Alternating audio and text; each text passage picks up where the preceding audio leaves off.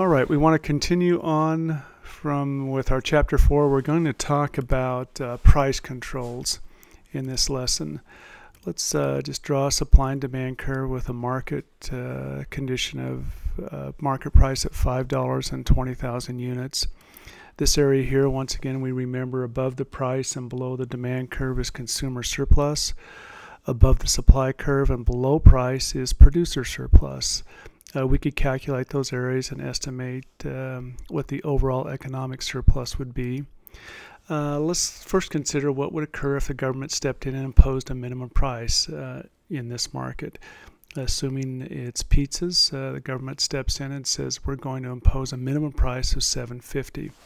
What would the situation yield with that government imposed minimum price?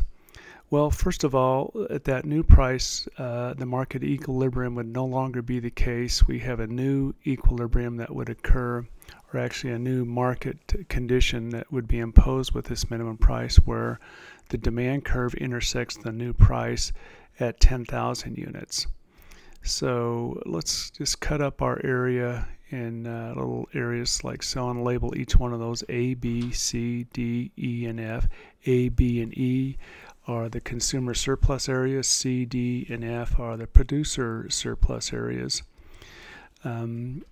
First of all, what we need to think about is what happens to Area B. Area B was consumer surplus. Now it becomes producer surplus. The producers pick up that Area B under the new condition. But Area E and F are both considered deadweight loss. In other words, there are no sales that occur beyond that 10,000 unit number at that new price.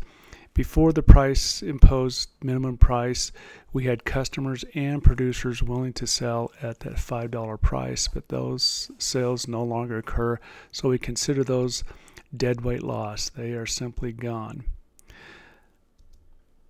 Let's take a look again at another situation. We'll start with our original graph with our consumer and producer surplus lines.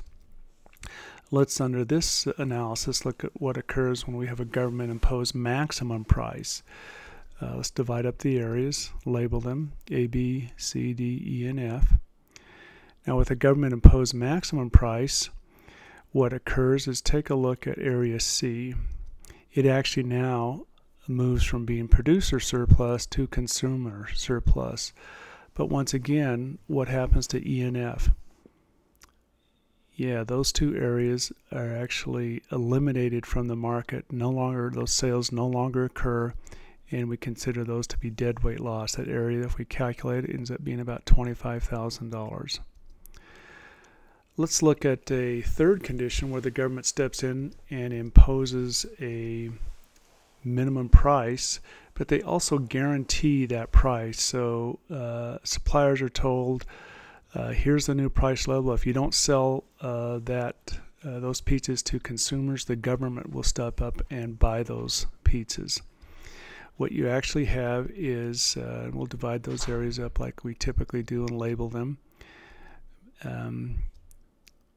The first thing that occurs is that the producers pick up Area B, but something also occurs because now the demand curve with the new price level is the green line, continues down the demand curve. When it hits the government-imposed minimum price, however, it goes flat over and intersects into the supply curve. And that will tell us what the total number of pizzas that are going to be sold at that price.